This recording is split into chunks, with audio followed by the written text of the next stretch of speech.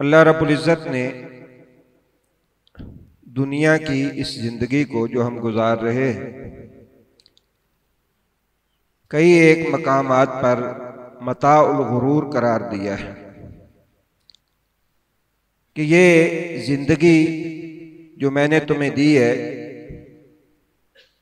ये जिस हालत में तुम्हें बज़ाहिर नजर आती है ऐसा नहीं है, बल्कि इसके ऊपर लिबादा जो उड़ाया गया है वो मुज़य्यन करके खुशियां चाहते हैं और तलब इसका लिबादा ऐसे पहना के मताउल गुरूर, ये एक धोखे का और फरेब का सामान है जो तुम्हें बता भी दिया गया है कि ये धोखा और फरेब है।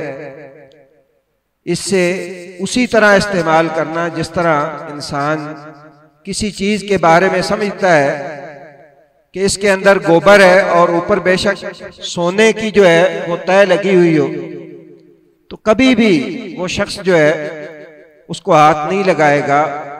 उसे पता है कि इसके अंदर गोबर है, ऊपर बेशक जो है वो सोने की तय लगी हुई। ये जिंदगी जो है ये ऐसा ही फरेब है कि इंसान को जो कुछ नजर आता है, जवानी है, चार्मिंग है, दोस्त अहबाब, ये सारी चीजें इसलिए धोखा और फरेब है कि ये आर्जी है और ये बड़ी तेजी के साथ गुजर रही है। क़यामत वाले दिन इंसान जब अल्लाह की बारगाह में आएगा तो अल्लाह ताला उससे पूछेगा कि कम लबिस्तुम फिल अर्ज़ि अदद सिनीन, अच्छा ये बताओ जो जिंदगी मैंने तुम्हें दी थी दुनिया में कितने साल गुजार के आए? तो वो साल नहीं बल्कि कहेंगे लबिस्ना यौमन औ बाज़ यौमिन फस्अलिल आदीन, या अल्लाह दिन या दिन का कुछ हिस्सा, वो भी हमें पूरी तरह याद नहीं है। जो लिखने वाले थे, शुमार करने वाले थे, उनसे पूछ ले, पूरी तरह उन्हें पता हो। इसलिए इस दुनिया की जिंदगी को अल्लाह के पैगंबर सल्लल्लाहु अलैहि वसल्लम ने गनीमत समझने का हुक्म दिया है कि जो वक्त अल्लाह ने दिया है ये इतना कीमती है, इतना कीमती है कि इसका एक एक सांस, एक एक सेकंड जो है वो गंवाने के काबिल नहीं है बल्कि काम में लाने के काबिल है। अहमद शौकी एक बड़े अजीम शायर है, उनका एक शेर है, वो कहते हैं दक्कातु क़ल्बिल मर्इ क़ाइलतुन इन्नल हयात दकाइकुम व सवानी, कि ए मुखातब ये तेरे दिल की धड़कनें जो है अल्लाह ने तेरे हर सीने के साथ लगा दी हैं, ये बता रही है दिल की धड़कनें और दिल की हरकत जो है ये बता रही है कि जिंदगी सेकंडों और मिनटों का नाम है। ये माहो साल तो हमने बना लिए कि अल्लाह रब्बुल इज़्ज़त ने हमें अता कर दिए कि ये महीने और साल हैं, लेकिन हकीकत ये है कि इस जिंदगी का आगाज सेकंड से शुरू होता है और फिर मिनट और उसके बाद जो है वो घंटे और दिन बनते हैं। अगर इंसान इसके सेकंड कमाना शुरू कर दे तो फिर नतीजतन इसके मिनट भी इंसान जाया करता है और जब मिनट जाया करता है तो फिर इसके दिन भी जाया होते हैं, दिन जाया होते हैं तो साल भी इंसान जाया करता चला जाता है।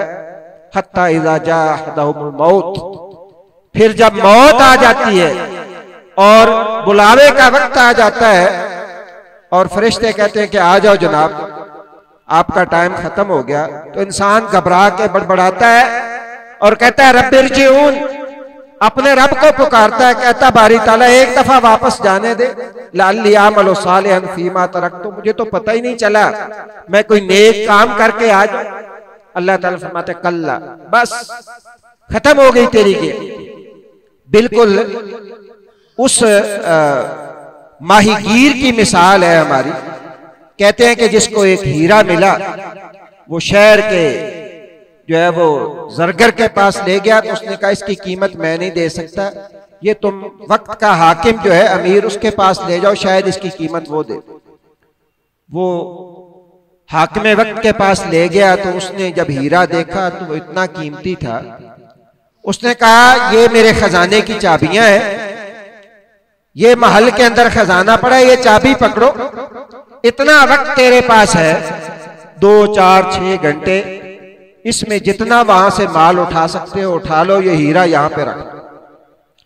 वो शख्स जो अरसा दराज से कसम कुर्सी की जिंदगी गुजार रहा था, उसने जब महल का दरवाजा खोला तो वो वहीं पे खड़ा खड़ा जो है वो शख्स डर रह गया कि बड़ा तरह तरह के खाने एक कमरे के अंदर लगे हुए हैं और साथ नरम गुदाज बिस्तर लगे हुए हैं और बेड लगे हुए हैं, और आगे जो है वो सोना भी पड़ा है, जवाहरात पड़े हैं।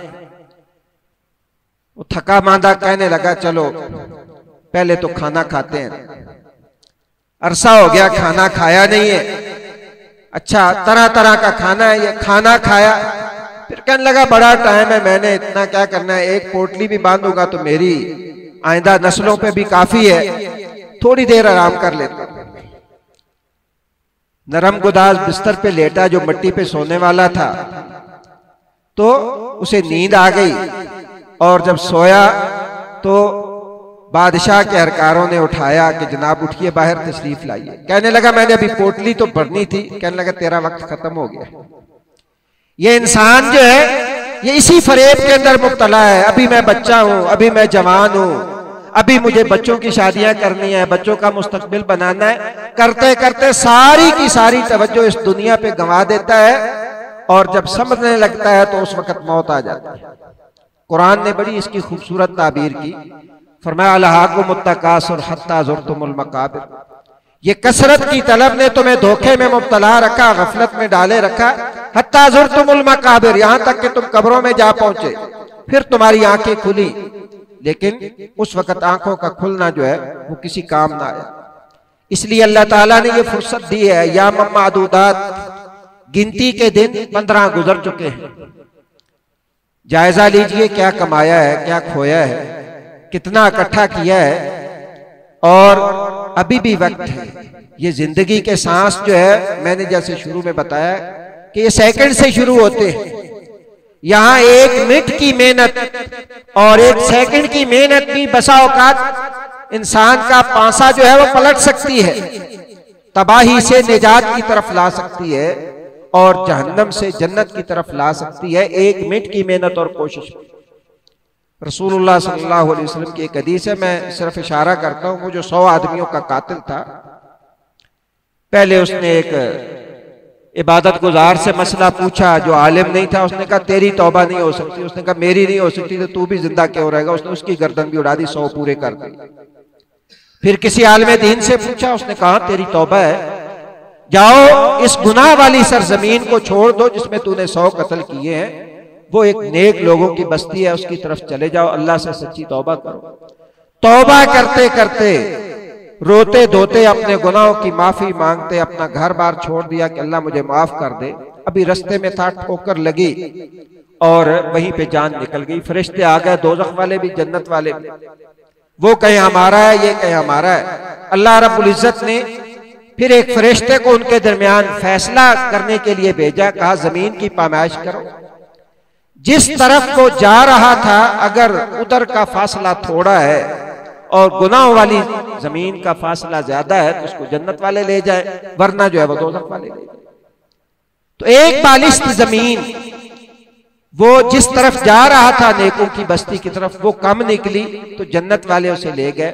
शेख अलबानी रहमतुल्लाह ने उसके तुर्क जमा किए हैं और उसमें बताया कि वो शख्स जब गिरा ना तो गिरते गिरते उसकी जान निकल रही थी। उसने घिसट के अपनी गर्दन जो है वो उस बस्ती की तरफ अपना चेहरा किया जिस तरफ वो जा रहा था, और वो एक बालिश्त जो उसने जिंदगी के आखिरी सेकंड में और जिंदगी के आखिरी लम्हात में उधर की थी, वही उसकी बख्शिश का सबब बन। नबी करीम सल्लल्लाहु अलैहि वसल्लम ने फरमाया क़यामत कायम हो रही हो, वफी यदि अहदिकुम फसीला, किसी के हाथ में एक पौधा हो, एक दरख्त हो कि वो लगाना चाहता हो, वो ये समझ के फेंक ना दे कि अब क़यामत आ गई है, अब कौन सा इसने बड़ा होना है, क़यामत तो आ गई है। फरमाया यकीन हो कि क़यामत आ गई है और पौधा हाथ में वो भी लगा दो। इस कदर अमली जिंदगी गुजारने का रसूलुल्लाह सल्लल्लाहु अलैहि वसल्लम ने हुक्म दिया है। मुसलमान की जिंदगी जो है वो इस कदर अमली और भरपूर होती है। सैयदना सलमान फारसी रज़ी अल्लाह ताला अन्हु फौत होने लगे तो आंखों से आंसू आ गए। लोगों ने कहा कि इतना जिंदा रह लिया है, अल्लाह के रसूल की सोहबत भी पाई, नबी सल्लल्लाहु अलैहि वसल्लम की मोहब्बत भी मिली, आप भी इस दुनिया पे रो रहे हो। फरमाने लगे माँ अब की जन्नम भी दुनिया को, मैं तुम्हारी दुनिया की चाहत और तलब में नहीं रो रहा, और ना ही वला फज़म मिनल मौत, मौत की घबराहट भी नहीं है। मैं अगर रो रहा हूं तो वो इसलिए रो रहा हूं किल्लत ज़ाद व बुअदल मफाज, सामान थोड़ा है, सफर बड़ा लंबा है। सामान और पूंजी थोड़ी है, सफर लंबा है। मैं तो इस परेशानी में रो रहा हूं कि इतना लंबा क़यामत का सफर है और वो मुझे इन आमाल के बलबूते पे तय करना है। मैं तो इस जिंदगी में कोई इकट्ठा नहीं कर सका, जिस वजह से मैं रो रहा हूं। इसलिए मेरे बुजुर्गों भाइयों, अल्लाह ने जो जिंदगी दी है, जो मोहलत दी है, इसको गनीमत समझिए और रमजान की इन बाबरकत घड़ियों से फायदा उठा के अपने अमाल की पूंजी जो है, अपना नामा अमाल नेकियों वाला, उसको वजनी और भारी कर लीजिए। अल्लाह मुझे भी और आपको भी अमल की तौफीक दे। सुबहानक अल्लाहुम्मा व बिहम्दिका अशहदु अल्ला इलाहा इल्ला अंता अस्तगफिरुका व अतूबु इलैक।